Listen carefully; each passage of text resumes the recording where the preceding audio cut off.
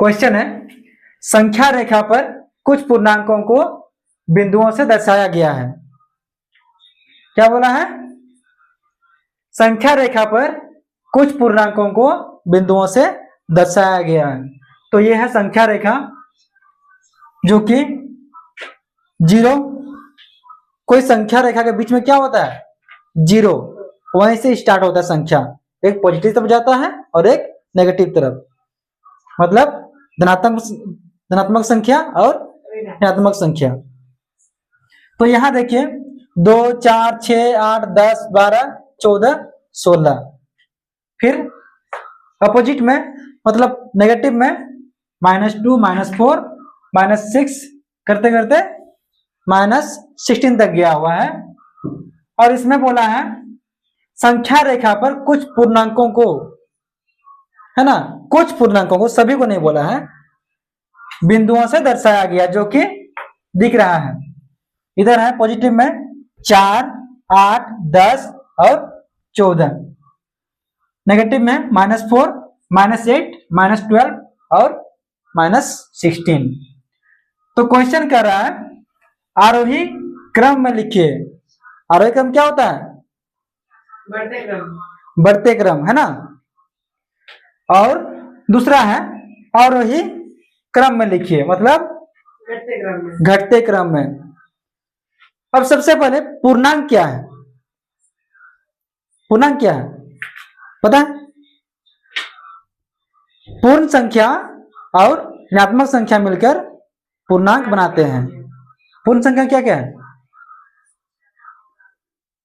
0 से लेकर ऊपर 2, 1। प्राकृतिक संख्या के साथ में जब शून्य मिलता है तो क्या होता है? पूर्ण संख्या बनता है ना। तो देखिए क्वेश्चन ये है, आरोही क्रम में लिखिए। क्या होगा बढ़ते क्रम में? क्या क्या होगा? -16 पहले होगा, है ना, फिर -12, फिर -8, फिर -4, फिर 4, 8, 10, 14 होगा ना। फिर बी क्या बोला है? और रही क्रम में लिखिए, है ना। और रही मतलब घटते क्रम में। तो क्या होगा? 14, ठीक है। फिर 10, 8, 4, -4, -8, -12, -16। अब इसमें एक क्वेश्चन देते हैं, है ना। -4 और -8 में बड़ी संख्या कौन है? -4। क्यों बता पाओगे? क्यों? नहीं तो बताएं। ठीक है, देखिए मान के चले कोई संख्या लेते हैं हम लोग, है ना।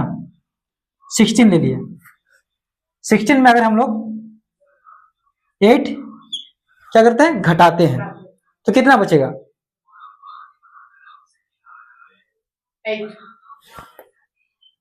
8 बचेगा। और उसी जगह 16 में -4 मतलब 4 घटाते हैं, कितना बचेगा?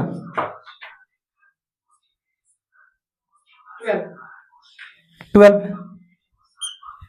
है ना। तो अब देखो इसमें क्या आया? 8 और इसमें 12। तो बड़ी कौन है? बचत कितना हो गया? 12, है ना। तो ये 12 हो गया बड़ी संख्या और 8 छोटी संख्या। मतलब यहां देखिए -4 और -8, है ना, ये लिखे ना हम लोग। तो -4 का वैल्यू क्या आ गया? 12। इसीलिए -8 और -4 में -4 बड़ी है। ठीक है, समझ में आ गया?